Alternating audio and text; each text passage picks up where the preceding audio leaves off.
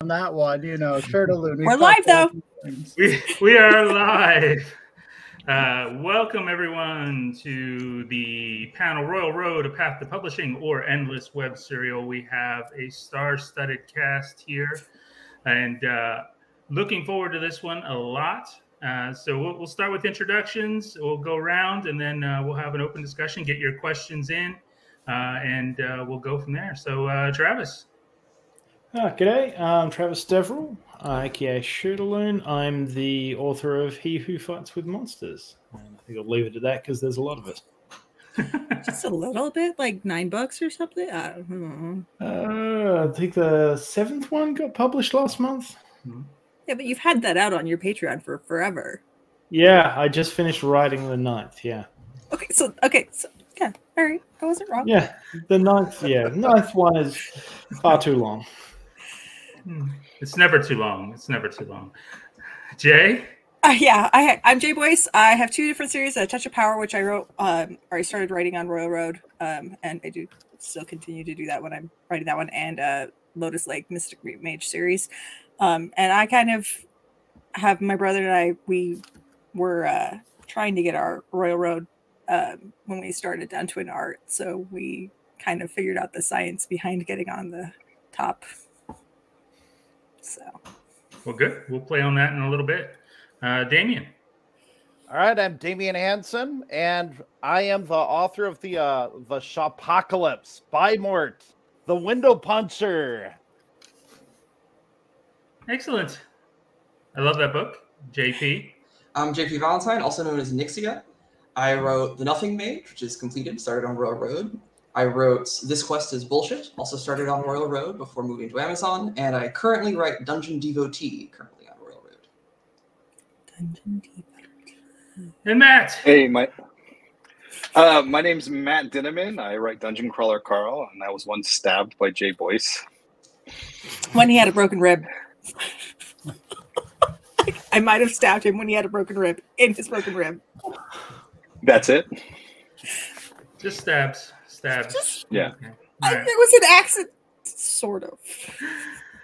And last but not least, Selkie. Hey, I'm Selkie. I write Beneath the Dragon Eye Moons. I'm on Royal Road. Not much more to say. I write one series. It's my first series ever. It's my first time writing ever. And somehow I'm the magical unicorn where everyone said, don't do epic first. Don't, do a big thing on your first one. You will be a success in your first one. Yeah. Let's do it anyways. Awesome. So no big questions in yet, but let's start with your experiences with Royal Road and then going to traditional, publishing. What did that look like? What was your journey like? And how did you make that decision? Anyone can open up here if you've got a particular. I know you're all in different places in terms of where you're at with publishing, but So what was that experience like? Why did you make the decision to jump from serial to traditional publishing? For me, it was more like I still consider myself a serial writer, and it's still, I think of it as a serial. I just saw the opportunity to take 50 chapters, smash them together, put a cool cover on them, and stick it on Amazon to prevent, first off, anyone else from trying to do that. Because right around the time where I was doing it, there was a rash of thefts where people were ripping Royal Road stories and sticking them on Amazon. It happened to Mother of Learning, for example. Some of you might remember that little incident. And I was like, I'm just going to beat people to the punch, put it on, and maybe make a few extra bucks. But for the most part, I think of myself as a serial. For me, I was approached by an audio publisher, and a lot of Podium publishers. Or Tantor? What's that, sir? Was it Podium or Tantor? It was Podium. Podium. But there were a lot of indie publishers going after sort of Royal Road products at that time. I think, I think someone had just gotten wind of just the kind of view count some of those stories were getting, and all of a sudden, that was just a rush after the next big thing. And so I wasn't actually looking for publishing. When it happened, I was just cranking out my 5 chapters a week, and the only thing I really had ambitions on was getting some sleep. But yeah, the publisher came to me, and it worked out really, really well. Because I do not have time to self-publish at all. Because you're right. I came from like kind of the opposite. I wrote Dominion of Blades. When that first came out, I had never even heard of Royal Road. And so I had already been published. I'd been traditionally published before that as well. And I started working on the new book, and I kind of wanted a way to I don't want to say get free editing, but it's kind of I kind of wanted free editing. The way that this book goes is I wanted input from people, and so by then I did know what Royal Road was, and the pandemic was just about to start, and it all kind of spiraled from there. So I came at it from backwards, what most of you guys have done, and my plan had always been to put it eventually on Amazon. I will say I was one of the ones that got scouted by the small indie publishers. My brother and I had both been publishing our books on Royal Road. I had written my first book in about 17 days and had a publishing contract by the end of that period. So it was kind of a really, I got this message from Dakota, and he's like, "Hey, I like your book. Are you thinking of publishing on Amazon?" And I was like, I don't know. And I went to my brother and I was like, "Hey, do you know who this Dakota guy is?" And he's like, "This is the guy I've been trying to get you to read his books." And I was like, "Oh, okay. Well, I'll go read his books, see if I like them, see if I like who he is as a person." And then when I started talking, I was like, "Hey, my brother also publishes on Royal Road." And he's like, "Oh, well, what does he write?" And I was like, and he's like, "Oh yeah, I should talk to him too." So I got my brother his publishing contract. Nice. Has he thanked you for this? I think so. I mean, I was also editing his book at the time because I started as an editor, so I came from that. I came at it from a very different direction. I started on our very first thing I ever wrote, got a lot of really important feedback, and that first kind of boost to readership, which A, has helped me learn a lot, and B, kind of helped reaffirm that, hey, maybe this was something worth pursuing, up until I managed to deeply anger pretty much the entirety of Royal Road. And from then on, continuing on RR as my main income stream was never really a possibility. Well, yes. Royal Road isn't really the best, you don't make money on Royal Road. You make fans on Royal Road, and then you send them to your Patreon and make your money there. So the original lead to Amazon made a bit too much sense, especially as I tend to write trilogies rather than these giant long epics. So a completed trilogy stops gaining traction when you stop posting on RR. So moving that directly to Amazon just made the most sense. Well, I think there's something of an expectation of a Royal Road pathway if you are successful. That Royal Road will go to Patreon, and then then there's the move to Amazon. But I think it's the Amazon part where things get sort of controversial because there's a lot of people who don't like Kindle Unlimited. But I think that's a real problem from a marketing perspective because Kindle Unlimited is where the lit RPG audience is. Yeah, that's just because nobody wants to turn away 80% of a paying audience. Yeah, and there are people. There are people too in the forums on Royal Road who are absolutely against the idea of publishing the story. Period. There are people who think you should only just Patreon only. Yeah, I know, right? Or the people who just get so mad that they now have to pay to I thought, I thought it'd be free forever. What are you doing to my story? I've happily explained to people many, many times that I have bills and rent to pay. And if you guys want me to keep writing this story, I need to make money in some way, shape, or form. The KU thing was actually very interesting because I think about half of us, or some of us at least, have kept our story on Royal Road over going to KU. And I think there's an interesting difference there that could be worth exploring. If anyone wants to, talk about KU or RR and where they went and why.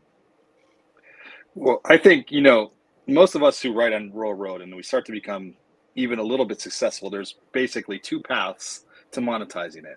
One is Patreon or something similar, and the other one is going over to Amazon. And you'll see a lot of people do both, but there are plenty of successful people who only do one of the two.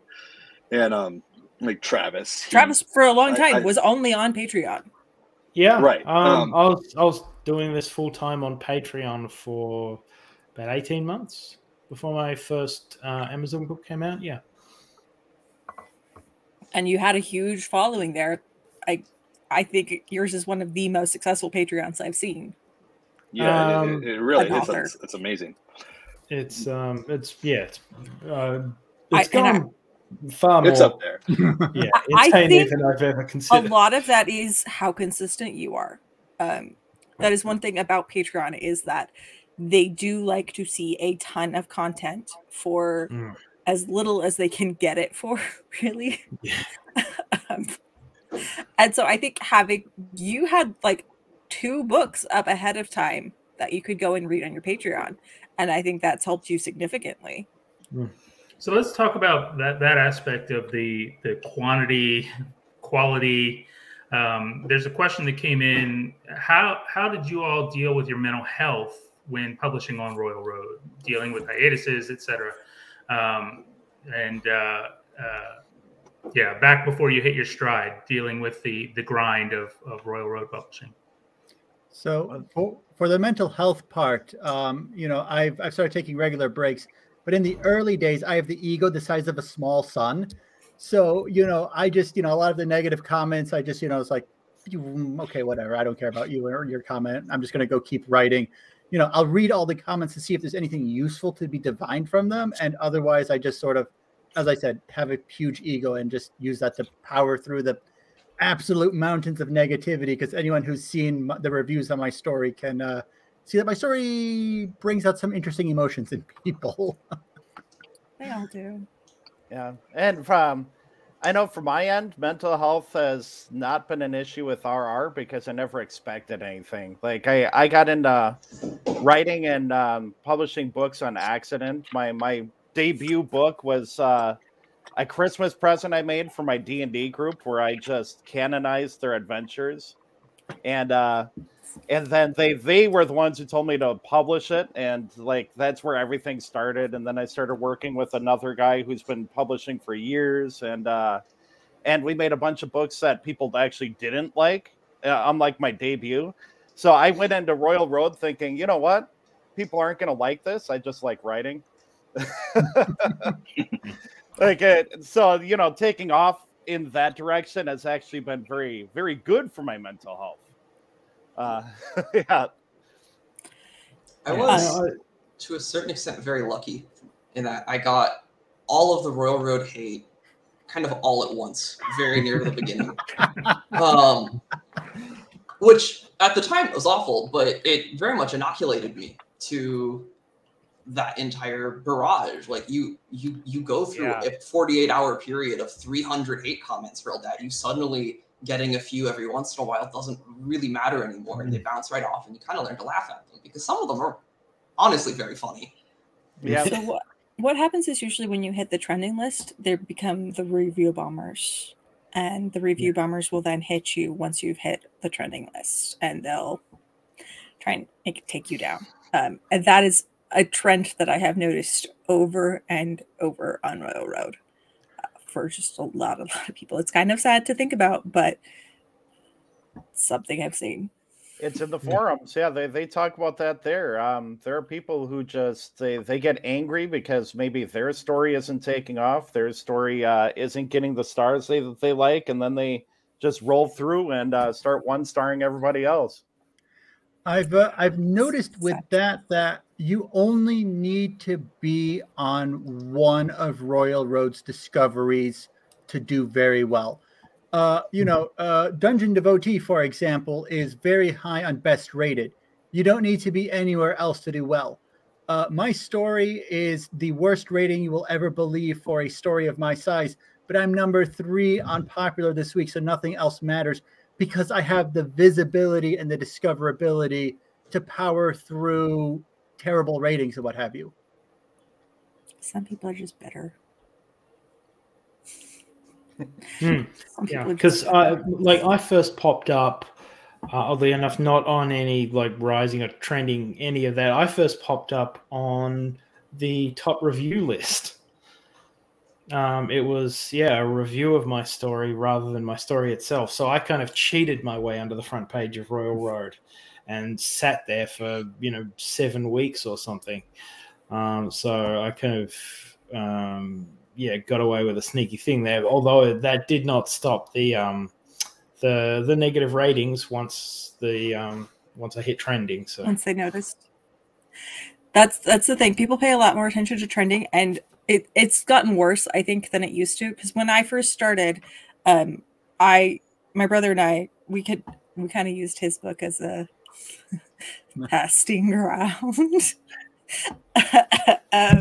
But we would test how many chapters we tried to release them, so we would schedule them to come out, and a lot of the chapters would be scheduled to come out on the hour. So if you scheduled them at 5 minutes after the hour, your chapter would remain on the front page longer because like new things were coming every hour, so you'd be there for like 55 minutes instead of getting pushed down after 5 minutes. Yeah. And so we would do that. We would make sure that we had every day, we would post at different times of day, so that different readers would have a chance to see us on that front page. Posting consistently was a really big thing to getting on that trending list. But those were kind of like some of the tricks that we did to track and see like how many readers can we get to make us on this trending list. And then back then you didn't get nailed down quite so quickly once you got on it. Everything Jay just said, she had said to me when I first started on Royal Road, and I followed her instructions to a T, and it worked. I was back then. You had your story. I believe your story had to be 30 days old before it would hit the trending.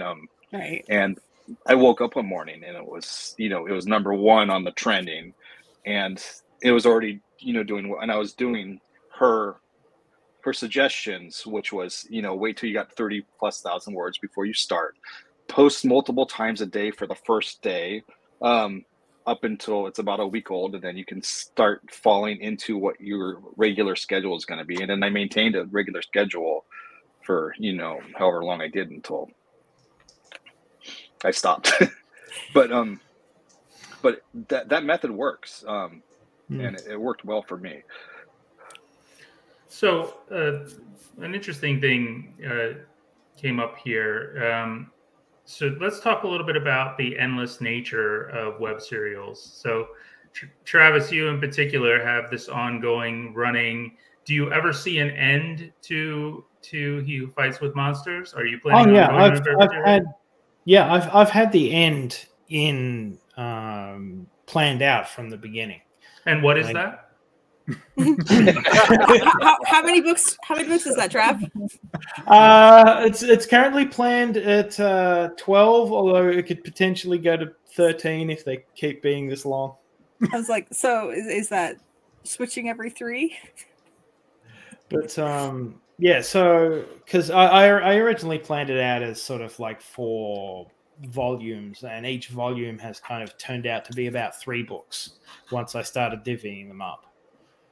But at this point, I've started thinking like structuring more like to a degree towards books, whereas like my first few, the structure is very much serialized, and it still is serialized. I love serialization as a format, which doesn't lend itself to discrete books all that well. So I consider that a bit now, but that's why my books range quite considerably in length, because it's like, well, that much kind of works. It's a lot shorter than the last one, and the next one's just, this is never going to end. But I've always had a story in it, because I'm very much an advocate for the idea that for a good story to be great, it has to end. It does. The story has to have an ending, and I have mine planned in about 3 books. Do you have sort of have you sort of started signaling to writers, maybe subtly, what that end is going to sort of look like? Is there a big bad evil boss that sort of needs to be beaten, or a level cap that once that gets hit sort of is a natural end? Spoiler, the builder. Well, there's signing stuff, and then there's actually saying there is a thing. There is, like, because I've had this outlined from the beginning, it will all come together. Like, there's stuff from book 1 that is absolutely going to be tying into the last book. Yeah. Okay. That's sort of exactly what I was asking. Yeah. I'm the advantage of, because I know a lot of people wing it in serialization, especially compared to doing novels. But I'm like, I do that to a degree on sort of a micro sense, but on a macro level, I think there are extreme advantages to having a skeleton for a full series on which to hang yourself, because then you can put in your foreshadowing, you can put in your references, you can make your preparation for 2, 3, 4 books down the line. And I think that really does pay off. Like, I get a lot of people talking about rereads, and they go back and it's like, oh, I found this thing, which, doesn't get culminate until like 3 books down the line. And that's something that really engages people. I've also found when you have an ending in mind that you're excited about, that can also help motivate me to keep writing, to keep pushing on. Try to get there, yeah. I'm so looking forward to my big climactic scene, yeah. I wanted to throw in something that ties it all together in a way. The idea of the serial being endless, I think that concept kind of rises up because a lot of times when you're writing serials on Royal Road, the audience is very interactive, and every chapter they're talking to you about it. They're talking to each other about it, about various concepts that are occurring. And quite often, in the case of myself and my co-author, Joseph Phelps, we read through those things, we interact with people, and sometimes they have better ideas than we have listed or plotted. And we will adopt ideas. We will. I've absolutely adopted stuff from my people. Yeah, absolutely, right? You incorporate them, and so you end up like our plotted book 1, our plotted first volume, ended up being 3 books in length. I mean, we planned on ending it in 7 books, and I don't know if that's going to happen because this thing just keeps getting bigger, and then the world keeps getting richer. And that's the readers. The readers are actively adding to the story. It's a group project, and that's why it feels so unlimited. I think you're all smoking crack. I can't. First off, I do agree with this. I whenever my philosophy has always been, whenever I write a story, the ending is clear almost immediately from the beginning. Like, there's a goal point. Dungeon Crawler Crawls, getting out of the dungeon. They're going down X number of floors are trying to go down.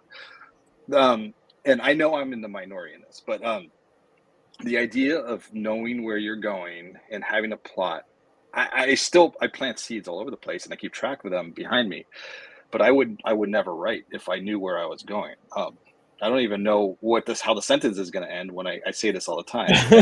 When I start it, I don't know who's going to die at the end of the scene when I start it. And I am 100% in it for the journey. I can't even imagine having the attention span for a book that's longer than a single book where I already know how it's going to end. I just don't know. But to go back to the original question, I think all books should, end eventually. They should signal what sort of end game there is. I was going to say, Matt, you do something else that's really cool and unique that I haven't ever heard anyone else do, in that you rewrite chapters like 7 times to pick the best one. that's not something to like emulate. That's not something to be proud of. It's true. I do. I go back. I do. I call it my looping method. I'll write something and I'm like, no, that's not quite. I'm like, it's like painting over a canvas, using the same canvas over and over and over again until you see.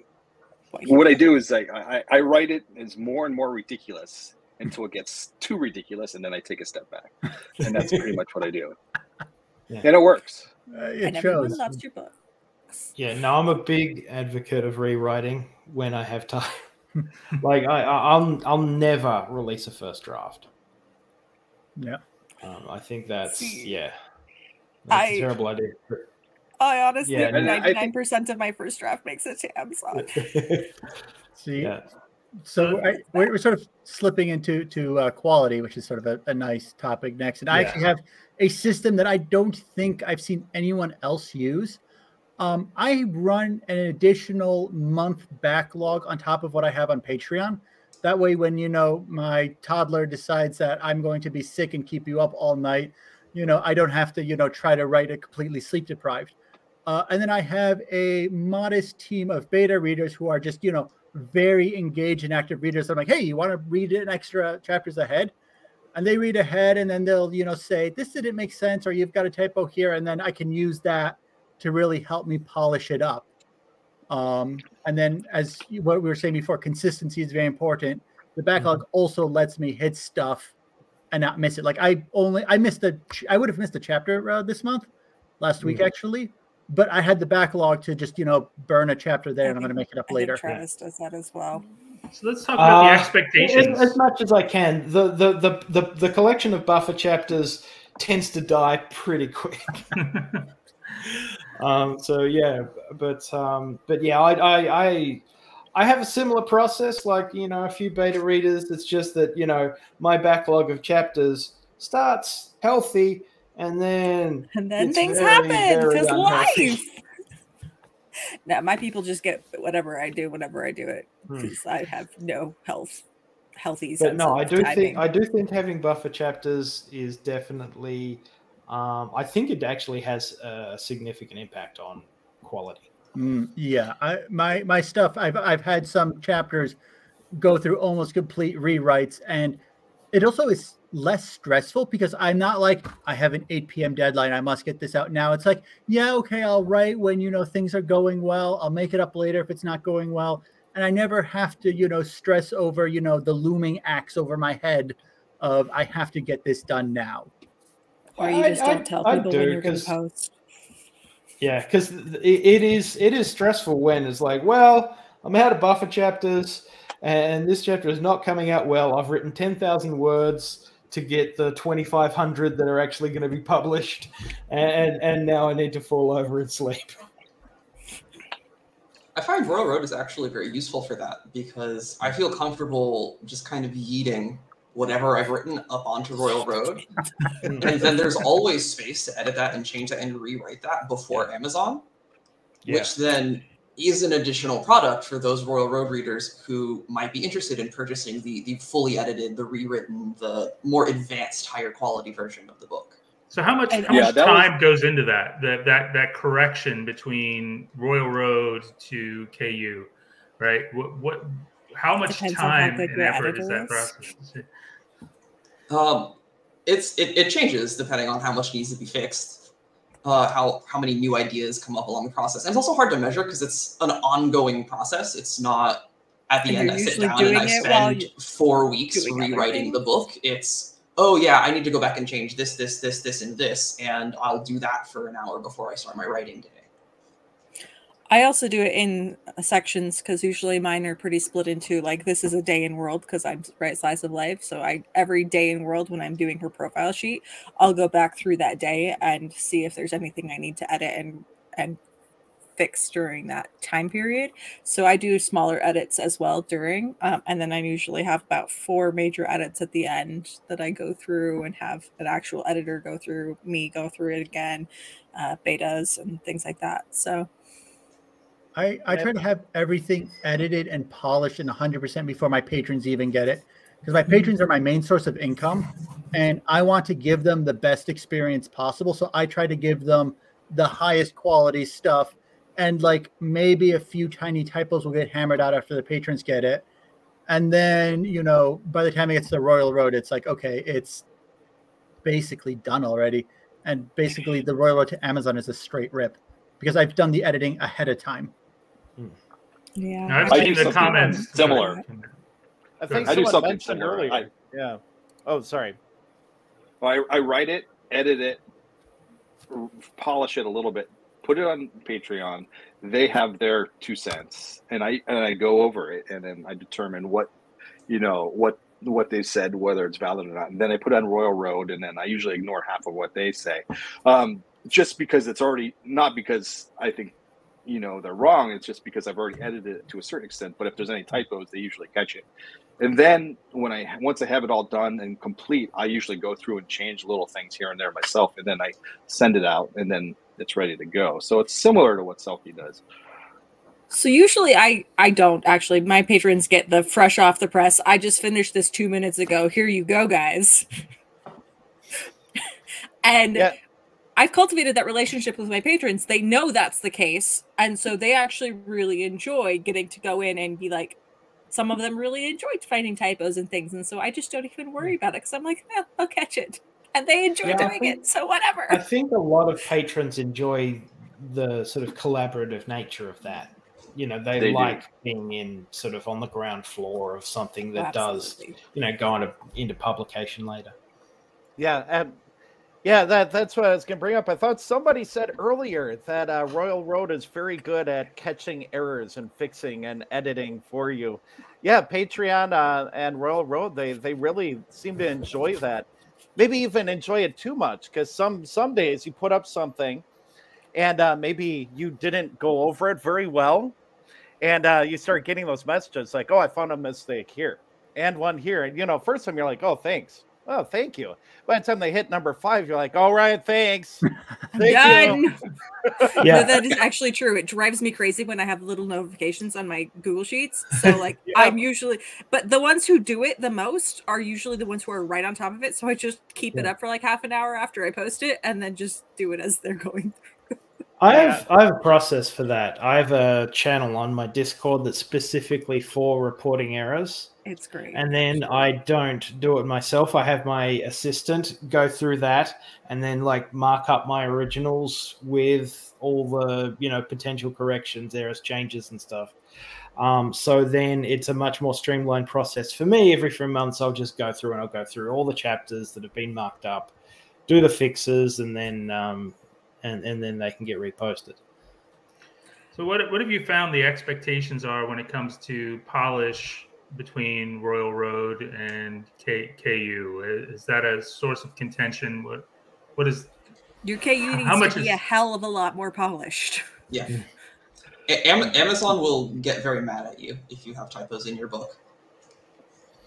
And also, as an editor, yes, I edit my own books, but also no one can see their own mistakes all the time.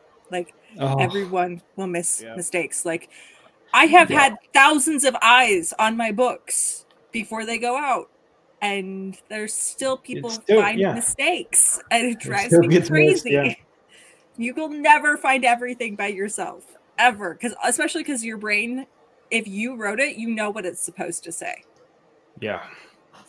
Well, and the brain itself is an arrogant organ. It refuses to allow for the idea that it made any mistakes at all. So you don't edit your own work. You find another editor, even if you are an editor. Let's go back to the very beginning of your Royal Road days. How many chapters did you have in the can before launch? I had 40 because I had no idea what I was doing, and I didn't talk to any other authors. I was just like, I need to have a good start. I need to have some chapters ready for Patreon, because one of the things I did was studied other things, and the jump to Patreon is what killed so many authors. And then I want to have an extra buffer. And I'm like, this is what all authors do, right? And then I found out the ugly truth. Yeah, I had 75, I think. I think a lot of those from recollection still needed a lot of polished, like, you know, the editorial side, sort of the later ones, but the early ones, because I think I did 15 chapters my first week, and then 10 chapters, and then went to my normal schedule of 5 per week from there, with an extra 20 sitting around ready for Patreon. But I did something very foolish in that I had some extra chapters, and I basically set some goals on Patreon saying I'll do some more double chapter weeks if I can hit certain goals.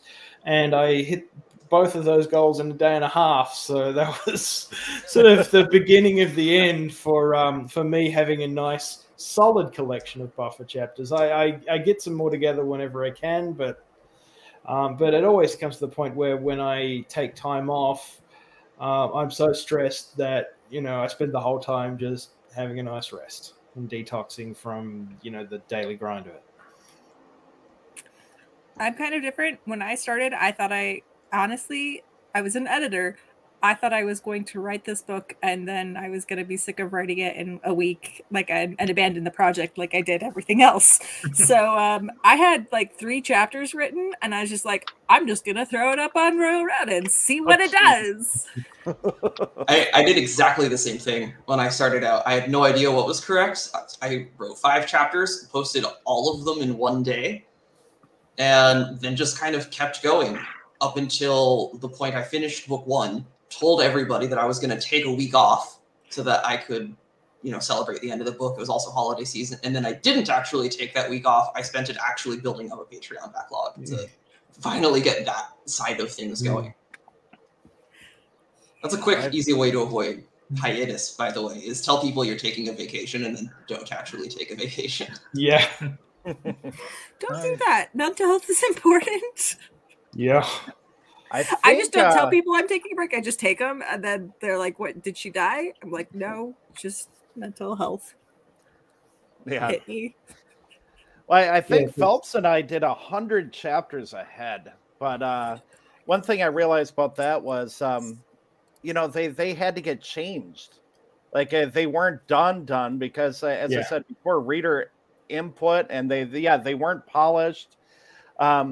So maybe like the first 10 were actually done. You know, the work doesn't stop on your backlog. It never stops until it's actually put up there.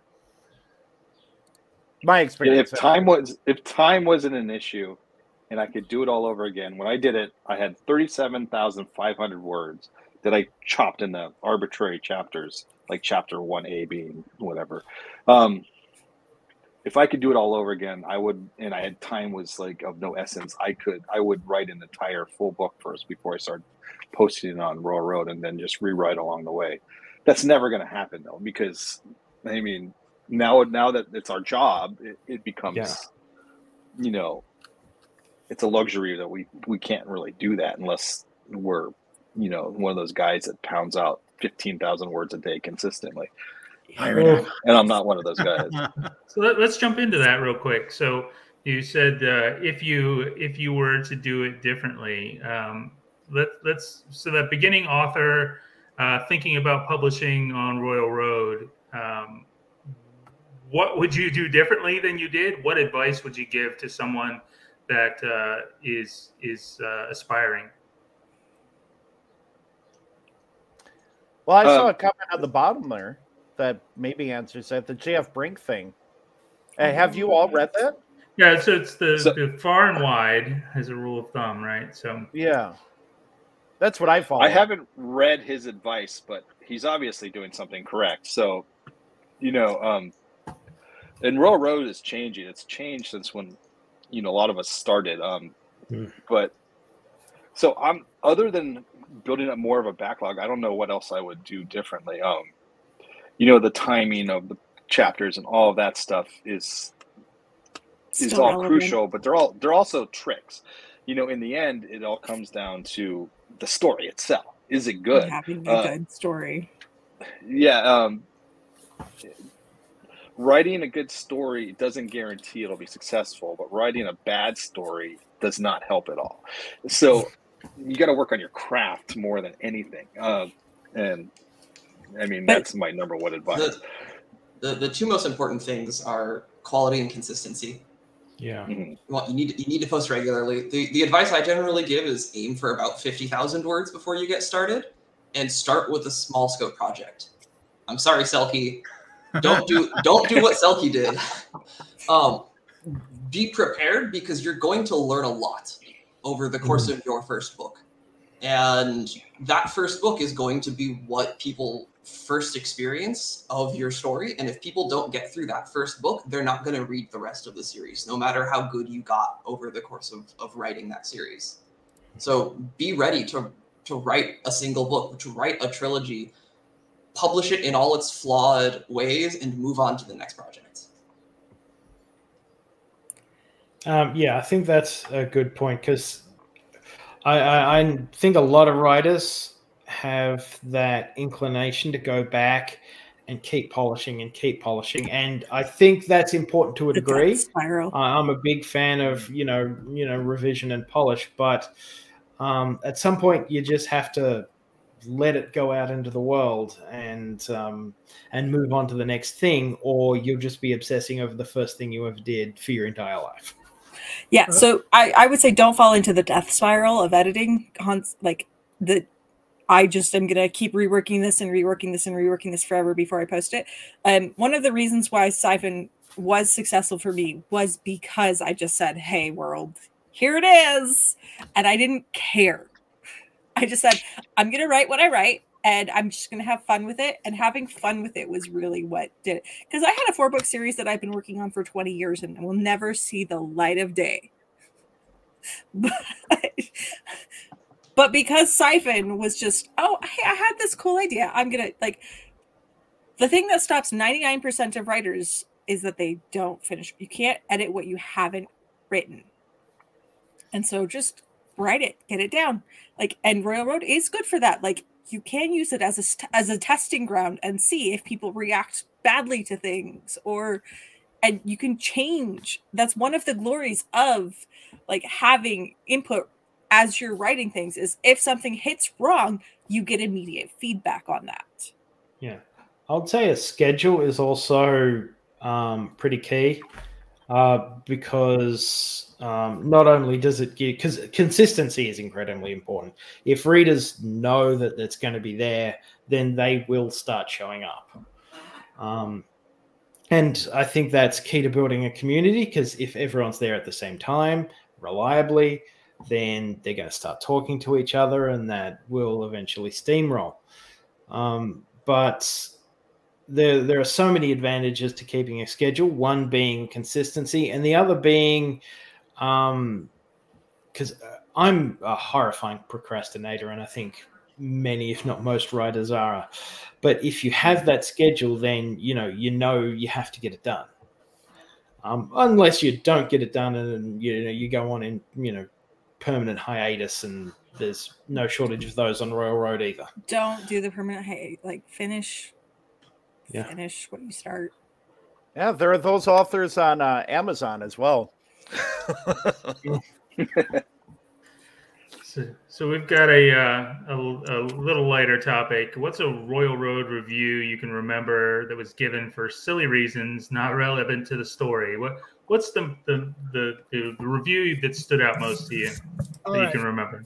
I have one that I actually had to get on my hotline to the Royal Road admins for. The review had absolutely nothing to do with my book whatsoever. The guy found a comment field to fill out and decided to put his advertising, for lack of a better word, into it. Except he was advertising a religious fatwa. And I was like, I am not clicking on this. Dear Royal Road admins, you might want to know about this guy. And Kana was like, it's the weekend. I'm in the middle of my dear Lord. Yep, okay, I've banned him. He's gone forever. And this is Khan.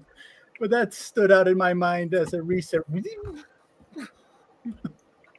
I think my very first review on Royal Road, it's gone now. But one of the descriptions of one of the monsters is I called him an incel. And I had a comment from some guy who basically posted my home address. He figured out who I was immediately. And I don't even know how, because I was writing under a different name. But He posted my home address and then said he was coming to my house to kill me and my children. And that was like my first real review on Royal Road. It was all 0 stars. What? And so I did the same thing. I messaged the Royal Road folks, and then they took it down. They banned him, and that was fun. But Don't know how to follow everyone loves that. me, so I don't get reviews like that very often. I would cry. So I honestly don't really look at my reviews because I don't care. Like I that's so much negativity that I just don't give a shit anymore. No, I love looking at my negative reviews. I know you put them on a hoodie. I did. But like, especially on Royal Road, once I published it on Amazon, I just kind of said, I don't give a shit about the reviews anymore because I got so many people who were 1-starring me for having put it on Amazon. And so I will occasionally go through and like try and look at stuff, but very rare for me just because it's such like, yes, there are some really amazing, great people who leave reviews that make me go, oh, but there's also the incels who are just wanting to shit on my day. And I'm just like, I don't need that negative energy in my life. So who gives a Yeah. I once got all atheists secretly Chinese assassins, which I didn't find super relevant. I don't even remember which 1-star I had to go to admin over. It was one of those things. Again, one of those ridiculous ones. Nothing to do with the story and all to do with the feelings, right? You just block it out. You just block it out, report it, get it taken away. That's what happens.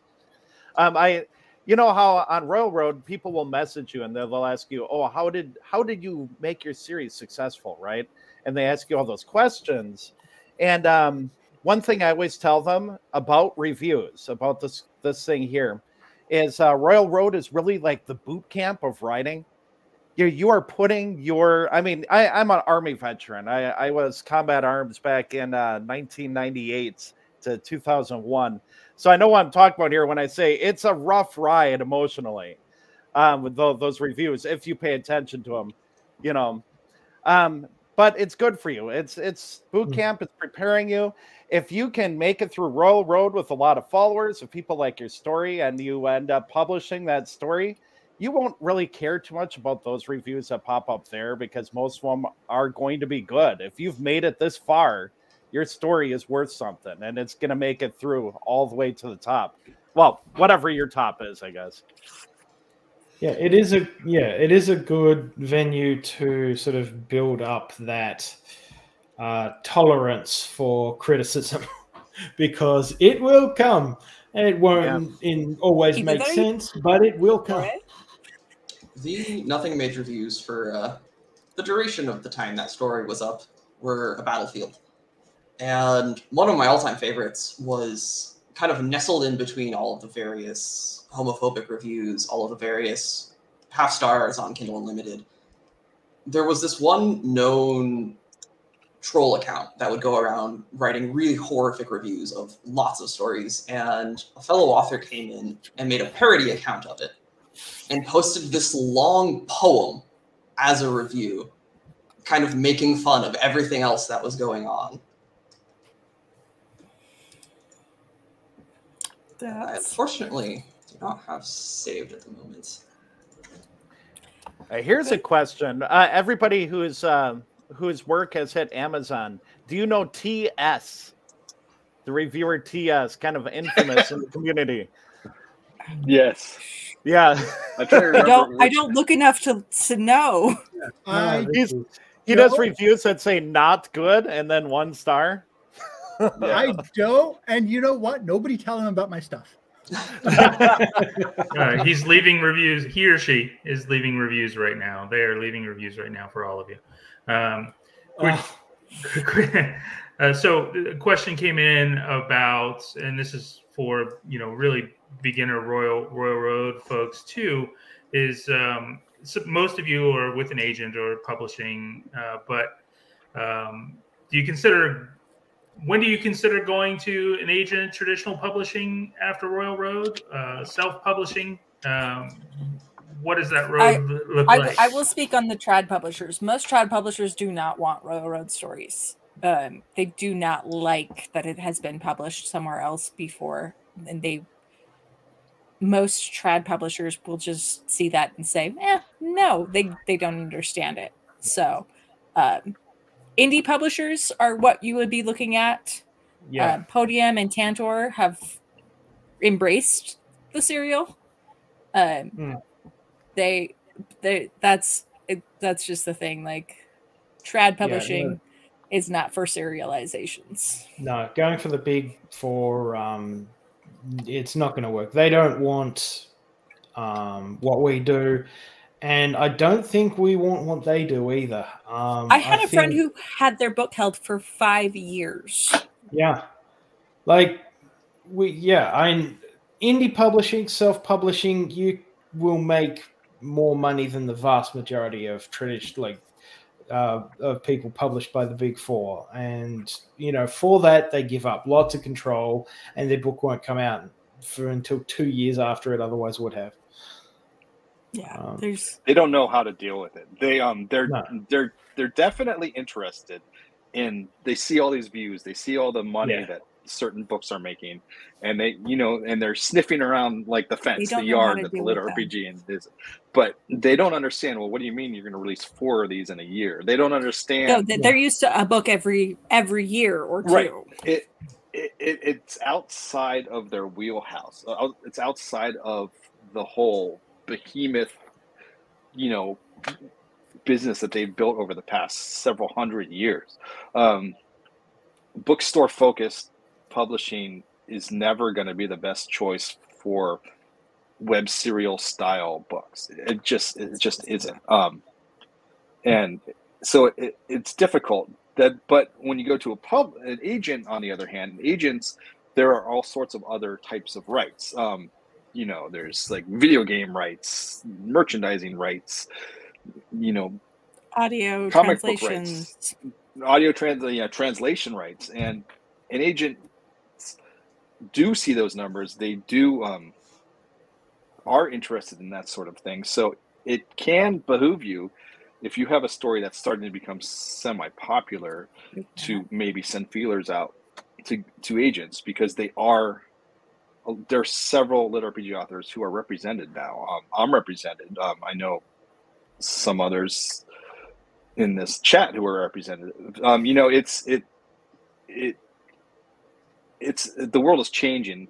Publishing is so different than it was even 10 years ago, and who knows what it's going to look like in 5 years. Yeah, but again, the traditional, the big 4 or 5 or whatever they are now, they're just not a right fit. I think that the real question then becomes, do you self-publish or do you go with Athan or one of the other ones? And my answer to Athan and, all the people who, come sit here on my series, because I have not signed anything with anyone, is make me an offer I can't refuse. And so far the offers have been, okay, this is an okay offer, but it's not one I can't refuse. So, I'll keep holding on to it for now. Yeah, a lot of it comes down to how much work do you want to do. Like if I was Travis, I would, the deal with Mountain does a shit ton of work. Such a pain in the ass to get audio into Audible if you live in Australia. So like him going with Podium for his book was like the perfect thing to do. Whereas, there's so many different factors that weigh into it. But like Athon and Mountaindale Press, they're both great now. I would say they're mid-sized publishers, and they understand the market. So, if you're comfortable doing it all yourself, and that includes advertising, getting the cover, and editing, and all that stuff done, then you're going to make more money if you do it yourself. If you can compete, if you can produce a product, the final product that has the same amount of quality as what they could do. And there is a financial barrier to that. Right. The absolutely main disadvantage of self-publishing is both doing it yourself, and you have to pay the upfront cost to get the cover art, to get the editing done, to do the marketing, and someone like Athon will come in and do most of that for you. Yeah, because that was the thing. yeah, for me, it wasn't about the upfront monetary cost. It was just purely the time sink. So I wasn't choosing between like self-publishing on Amazon and a publisher publishing on Amazon. I was choosing between publishing on Amazon or not, because I just did not have the time to learn how to market and then market and all of those things that are doing that other side of marketing are things that take away from your writing.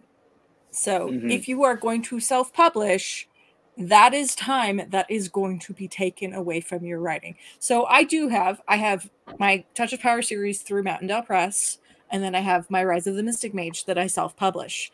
And I'm not gonna lie, I kind of published my Mystic Mage as an ego hubris thing.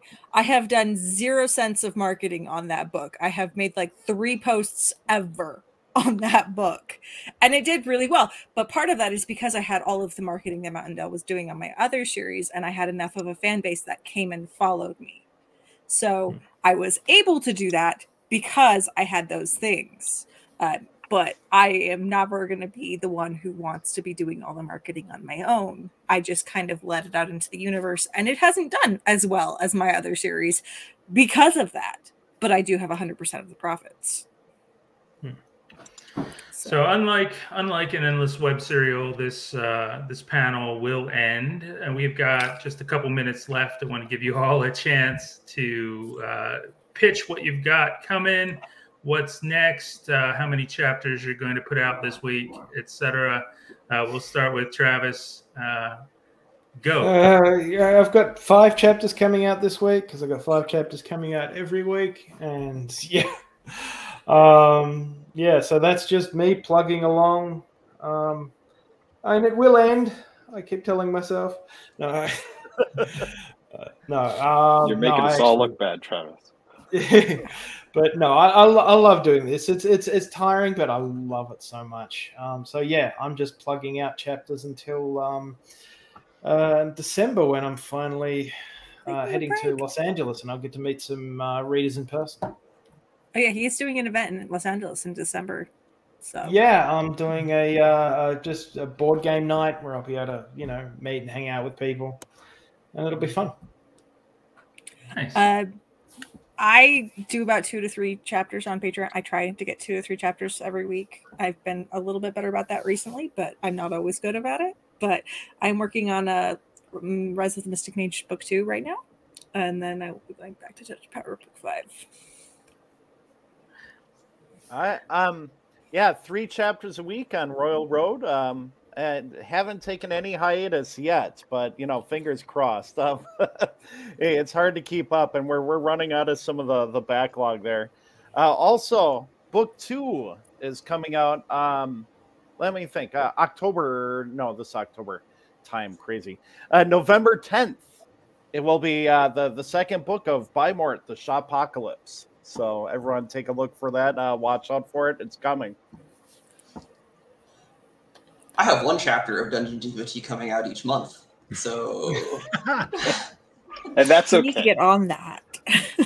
Beyond that, The Nothing Mage and This Trilogy is Broken are both completed and available on Amazon, and my main project, which is not going to be on Royal Road, is The Stargazer's War, a space cultivation story, which will be coming to Amazon early 2023. Ooh. Nice. Sounds exciting. That sounds cool. So I'm posting chapters of Dungeon Crawler Carl Book 6 to Royal Road about once a week right now. I'm trying not to catch up to my Patreon. Working hard on it. I'm also working on a super secret project, which is taking up some time. But Dungeon Crawler Carl is my main focus and always will be. And that's what book 6 will come out when I'm done with it. And I'm not done with it yet. So I'm sorry. I'm done. Dang it. Don't ask me. Soki. All right, so I do 3 weeks of Beneath the Dragon Eye Moons every week, or 3 chapters every week, except for my admin weeks, of which this is 1, which is why I'm able to be here and not, typing furiously in what limited time I've got. There's about 1.2 million words on Royal Road right now of it. And right now, I plan on keeping it on Royal Road for the foreseeable future because I'm aiming for the #1 popular this week slot. And I think that might be slightly more valuable than being on Kindle Unlimited. I don't know, though, because, like, you know, Azrath Healer first has to go to Kindle Unlimited, and then I have to, you know, somehow manage to fight with Salvos for it. But that's my current plans. And then, yeah, it's literally just that because I'm full-time parenting as well. And Flora is almost 2 at this point, and she is a real handful to do. And so, you know, I get her down for a nap, and I'm like, okay, time to write. I sprint downstairs, you know, open it up, and you know, just start typing as fast as I can until the monitor. I hear a little. I'm like, drat. Okay, time to go back. Well, You put awesome. newspapers on the floor. Thank you, everyone. We're going to continue the discussion in Discord. The link should probably be below if Geneva pops it down there. Matt, do you want to play us out? Well, I'm not hooked up to an amp, so sorry. Thanks, everyone. You've been awesome. Thank you. There we go.